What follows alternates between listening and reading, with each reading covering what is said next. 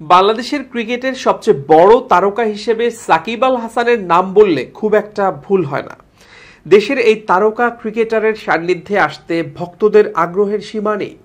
খেলার মাঠে অনন্য সাকিব প্রায়ই খবরের শিরোনাম হয়েছেন বিভিন্ন বিতর্কের কারণে। ভক্তদের সঙ্গে বহুবারই মেজাজ হারানোর ঘটনা ঘটিয়েছেন সাকিব। সবশেষ এমন ঘটনা ঘটিয়েছেন ফতুল্লার খান সাহেব ওসমান আলী স্টেডিয়ামে।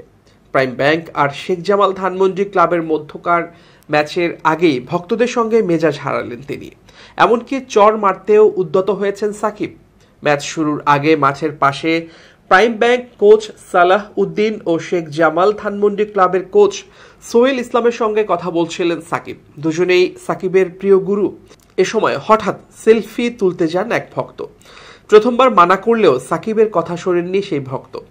আরও একবার সেলফি তুলতে উদ্যত হলে মেজাজ হারান সাকিব। এ সময় কিছুটা বাধ্য হয়ে তার উপর ক্ষুব্ধ হয়ে ওঠেন সাকিব।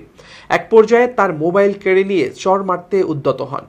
অবশ্য নিজের ওপর নিয়ন্ত্রণ পুরোটাও হারাননি তিনি। চর মারতে গিয়েও থেমে যান তারকা অলরাউন্ডার। পরে সেই ভক্তকে অবশ্য মাঠ থেকে বের করে দেওয়া হয়। এর আগে সকালে স্টেডিয়ামের প্রবেশের সময়ও মেজাজ হারান সাকিব।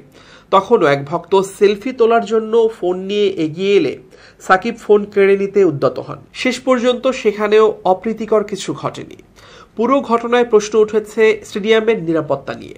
জাতীয় দলের একাধিক তারকা আছেন ঢাকা প্রিমিয়ার লিগের খেলায়। তাদের ঠিক সামনে ভক্তদের এমন অবাধ বিচরণ নিয়ে যেমন প্রশ্ন আছে, তেমনি সাকিবের মেজাজ হারানোর ঘটনাও জন্ম দিচ্ছে আলোচনার।